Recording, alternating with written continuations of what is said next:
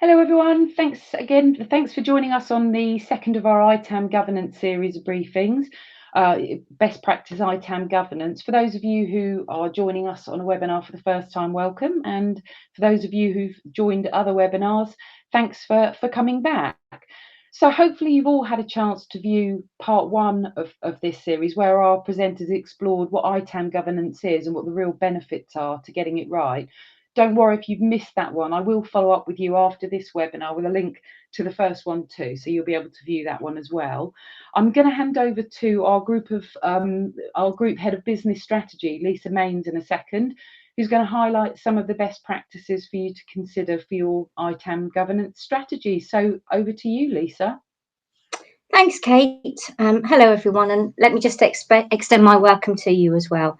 So, for those of you who joined me last time, you'll remember that we looked at what is ITAM governance and the benefits to your organisation and to you as a SAM team manager or a key stakeholder in that ITAM department. And as Kate said, today we're going to take that to the next level, and we're going to talk about specifically what ITAM governance best practice can look like in your organisation. And I'm going to share some building blocks that you can start to implement and give you some real life examples of where you can see the benefit of those. So just a little recap from last time, especially for those of you who haven't had an opportunity to listen to the last webinar. So ITAM governance, let's just remind ourselves of what that really is. So in its most simplest form, it's a framework, and it's a framework that gives you and your organisation control and really valuable insight to protect your organisation against reputational and financial risks, against any non-compliance. One of the real advantages and the outputs of a robust governance framework is that it will provide you with trustworthy data. And if you've got trustworthy data, you can do a number of things.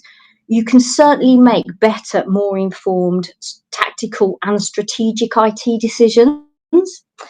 And trustworthy data is definitely a huge, powerful weapon in your armour in any renegotiation of publisher and vendor contracts. So, one thing to remember about an ITAM governance framework is one size does not fit all. And what you'll find is that when you embark on a journey to implement ITAM governance, what you really need to do is understand how you can make this work to the size and scale of your organisation and to your ITAM maturity.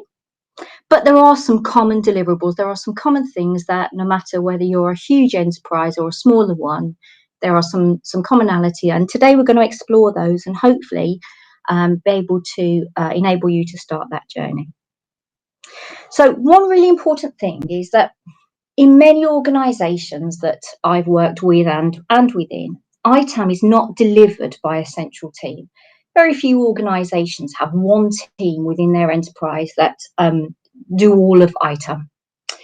So governance is really key.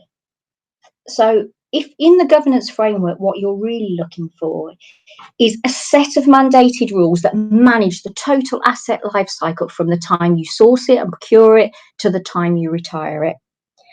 Quality assurance is a really important part of any ITAM governance framework to make sure that what you do is the right thing and it's being managed correctly.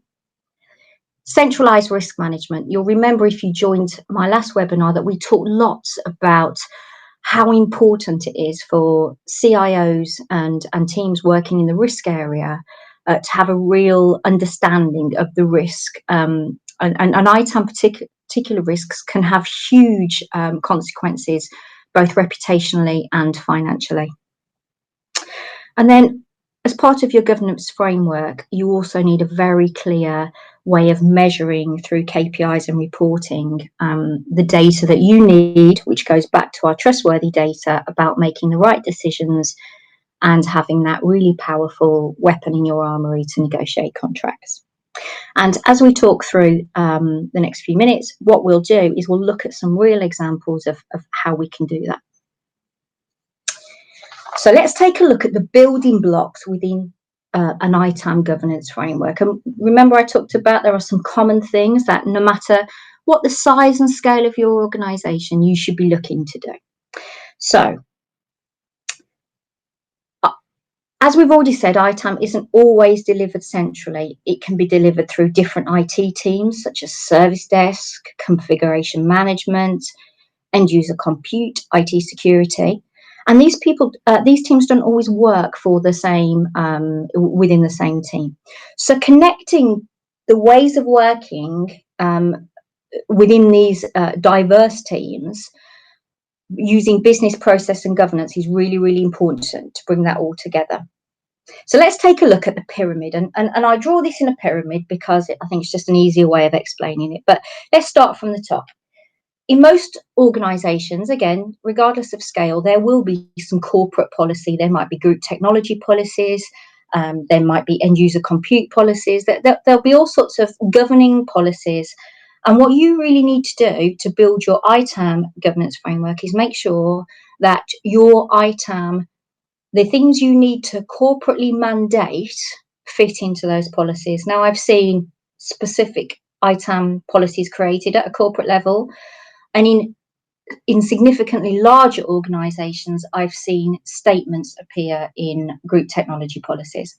But whichever way you choose to do it, what it actually means is from the top, from the very highest level in your organisation, you have the mandate to govern and manage how ITAM works. And that's really, really important. And you'll hear me talk so much as you join some of our future webinars about the importance of senior sponsorship. So my next piece of advice in your building block in your ITAM team is to have a really clear terms of reference. And you might say, Lisa, why would you want to do that? Well, in my experience, knowing what the scope of your responsibility and accountability is, and knowing what you do, and importantly, what you don't do, is really very important when you are messaging back into the business. Because one of the other advantages of having a governance framework is your ability to sell the ITAM service and the benefit you bring to your organisation. So I definitely start with that terms of reference. And once you've got that, you then need to reach out beyond your own team and your own organisation if you're part of a central IT function. And why should you do that? Well, for those of you who are living and breathing ITAM every day, you'll know that actually quite a lot of ITAM is not always delivered within IT. And there are some very key senior business stakeholders in the sourcing department, the legal department. Vendor management may not be part of IT, may not even be part of sourcing. And clearly, you need to become best friends with your co-workers in risk. So I have a real strong recommendation that you bring a forum, a group of people together who, from all of those different cross-business functions, who have accountability in some way, shape or form for some of the output of ITAM. And this links back to why I think the importance of having senior sponsorship matters, because you are more likely to get a cross-business business forum set up if you have senior sponsorship to make that happen. So processes, oh goodness me, every ITAM function must have a process suite to manage and govern your IT assets. And my watch out here is it's not just enough to have a set of processes. We'll talk in a little while about mature processes, but what I would say is in part of your framework, you need processes that quality assure the operational processes that run ITAM. And I'm going to give you some examples of those in a little while. And then at the very lowest level of detail, if you want things to be executed efficiently, you really need to tell people what it is they need to do and have a clear set of work instructions for that. And that just clarifies what needs to happen operationally. So part of the reason that I build this as a pyramid is to show you from the very top all the way down to the lowest operational level. There's one more thing just to talk about on the ITAM governance framework and best practice. It's really important as part of your best practice that you include a defined and responsive software audit defence strategy.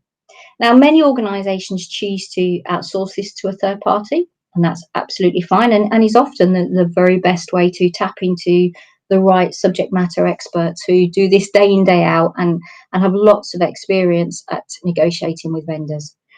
So even if you do that, you should still, it's a real must that you still maintain control and govern that process, even if it is executed outside of your organisation. So it was hard for me to try and come up with some essentials, but I think there are probably 3 things, and again, back to the scale and size of your organisation, that you should absolutely consider. The first thing is, you won't be surprised to hear me say, senior sponsorship is a must. If you can get to the top of the food chain at C-level, that's a fantastic place to be. And part of the way for you to do that is to be able to sell the benefits, and actually not just the benefits, but the consequences of not doing ITAM governance well. We see so often in the news where data's been breached, lots of examples of where publisher audits through non-compliance have resulted in millions and millions of dollars of fines. So getting your business case and your story and getting some senior sponsorship will really, really help you on your journey. The next thing that I would really encourage you to do as an essential is to understand your maturity and where you need to focus on. And what we mean by this is to run a total maturity assessment across your ITAM function. And this looks at everything from how you govern your processes, and also how you measure the effectiveness of those processes through quality assurance. I'm going to talk a little bit more about KPIs and reporting, and again, you'll see me talk about what I think are the most critical that you should start with. I can't tell you how important it is that if we're going to go to the effort of creating trustworthy data, which is our power tool, what's really important there is we have a way of being able to add a set of KPIs and reports that we can demonstrate the value of that. Because your KPIs and reporting framework, whether that's a dashboard or just a series of metrics, should all be driven to ensure that you have trustworthy data and you can manage your risks.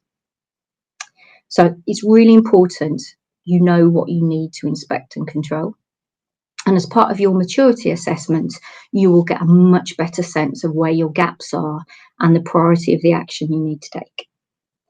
So we've touched on business-wide collaboration, and again, I can't stress the importance of this. If you're joining us as an ITAM manager or a software asset manager, you will know that you can often feel out of control because there are lots of external influences, but within your organisation, that can impact the effectiveness of ITAM. So with everything, the best way to address this is to create an opportunity for people to understand the risks, the consequence, and have a voice, and also to share. And I've seen in a really large organisation this work incredibly well, and where we should be looking to drive this business-wide collaboration is particularly around risk and audit, and where we should be trying to link any ITAM risks to any corporate risks. And another really important area for you to think of in terms of business-wide collaboration is getting a seat at any kind of enterprise architecture forum or technical architecture forum. And the reason I say this is ITAM is very much about forward planning, and if you and your team can get a seat in the shaping and decision making phase of any architecture decisions, you're able to influence that way before your sourcing or procurement departments have got hold of the contract. So that's really important. So let's have a look at people, process and technology. I fear I'm repeating myself, but I make no apology for it. C-level sponsorship and senior sponsorship is important. And if you can build a network of change champions, people who support us, they don't necessarily have to be senior, but they're people that understand the pain of ITAM.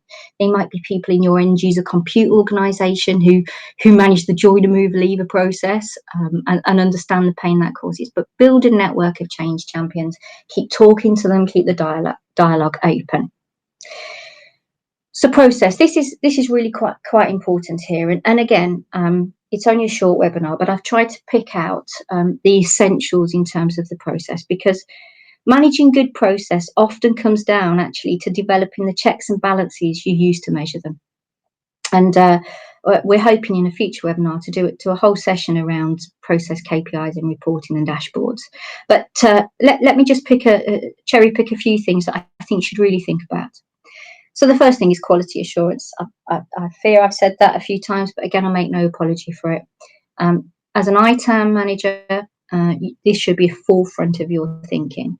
So are the people and the processes doing exactly what you expect them to do? And if they're not, we need an improvement plan. We need some mitigating actions. Verification, super important that you verify the data. Lots of spot checks. You need to do this to de-risk your ITAM practice. Audit defence. We've already said that a robust and responsive audit defence strategy is a must. And as I said, even if you outsource it, you own that process, you govern it, and you are totally on top of it. And it should form part of your KPIs and metrics in your dashboard. Corporate governance. What do I mean by this? Well, again, it goes back to the scale and size of your organisation. Organisations will have different levels of maturity in this space. But most organisations have some kind of risk committee or architecture design forum. And I would strongly recommend that, particularly from a risk perspective, that you work with your colleagues in that area to align your risks. And in most organisations, there's a standard weighting scheme, priority scheme for risk management. And I would suggest you piggyback on the back of that. Let's keep it simple within the organisation and a common language and vocabulary that your C-level executives will be familiar with. So technology. Tools are not a silver bullet. And the only people that will tell you that are the people that are trying to sell them to you. Now, they are an absolute integral part of any ITAM solution. But you should use it for what it's designed to. And what it's designed to is to automate the process as much as possible. And for then you to use the intelligence it gives you, and the intelligence it gives you should be trustworthy and accurate data to make your investment decisions, whether that's how you reharvest license, how you go into negotiation, contract renewal, how you manage a software audit. But technology in ITAM is as much about forward planning for the future as it is about managing your asset lifecycle. And tools are a massive part, and that all the tools that are on the market will do a job for you in that sense, but they're only as good as how you implement them and how you put a governance wrap around them. So let's talk a little bit more now about metrics, which is an absolute key part of your governance framework. And what I want to do here is just give you some examples that the things you should start to look at the very lowest level. There's a balance with metrics with anything. You can measure everything, but then you get to a point where it's the so what. If you're going to measure it, there has to be a so what on the back of it. If there isn't, don't waste your time. But let me just do a whistle-stop tour of some of the things that I absolutely think you as an ITAM governance manager should be looking to measure.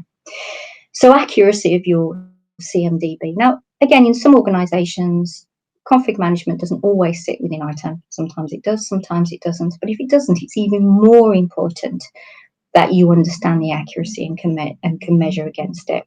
And I would suggest to you as a benchmark, you should expect 95% or greater accuracy for your inventory of assets. So the next one's all about audit ready status for tier 1 vendors. And again, back to scale. How you define a tier 1 vendor versus tier 2, tier 3 is about the maturity of your organisation. But for your most important vendors, where the highest risk, both in terms of finance and reputation, is at stake, you should be in audit ready status, and you should know at any one point in time where you are on that journey. So another good reason for having your cross-business forum is because you really want to become really close partners with your sourcing and procurement team. And And where we would really look to get to here is that any new contracts are approved by ITAM for any new software purchases. Now, what I've seen in organisations is sometimes there's a cap on the value here, but again, you need to work with what works in your organisation. But it's really, really important that you build a process and a metric to make sure that that ITAM governance and the ITAM team have had sight of those contracts, input to them, and done some kind of impact assessment and risk assessment about the consequences of purchasing those particular licenses. And finally, again, links back to the relationships you create outside of your organisation. I strongly recommend that you build some metrics around formal ITAM risk assessment completed for all projects during the design phase. What you ideally don't want to do is wait till the program team have implemented it and you're on the back foot then in terms of your influence. And for the last two metrics, so the new IT contracts approved by ITAM Governance and all projects being reviewed during design phase, I would suggest you can settle for nothing less than 100% compliance to those.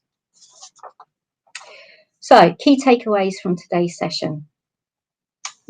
I honestly believe that ITAM Governance, if you do it well, will provide you with all of the control and insight you need to make the right IT investment decisions and also to offer you to de-risk your ITAM function.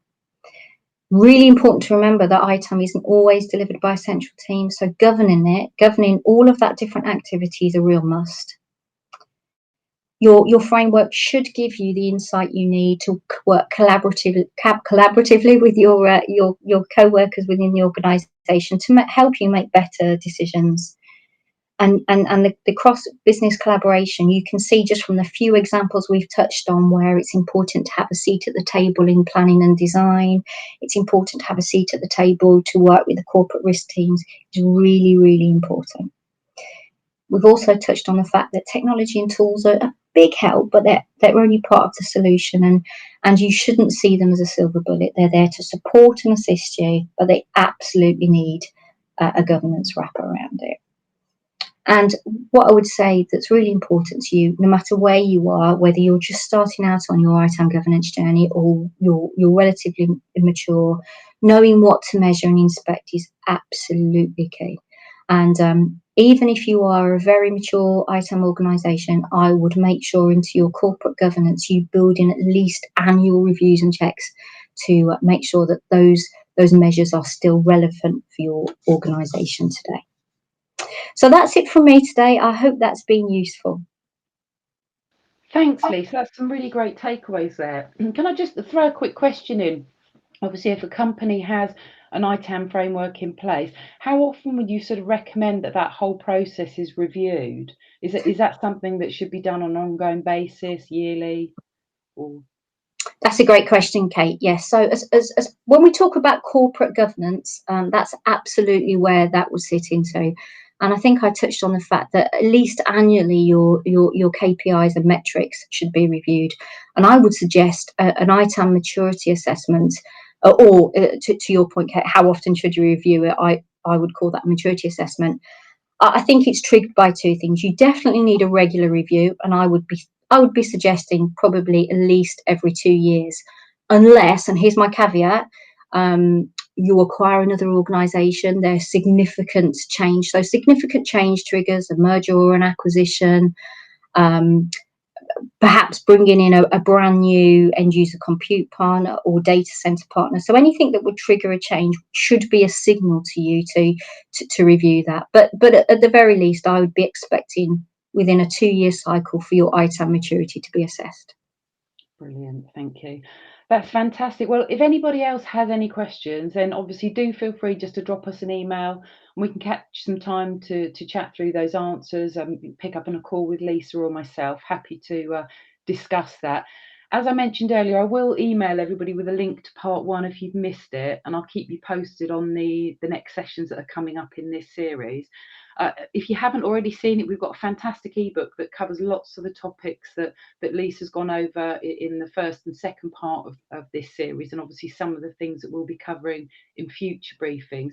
So I'll include the link for you in that email too. Just look out for emails coming from me, Kate Horgood. So really it just leaves me to say thanks again for joining us, and we look forward to welcoming you to our next session. Take care and stay safe, everyone.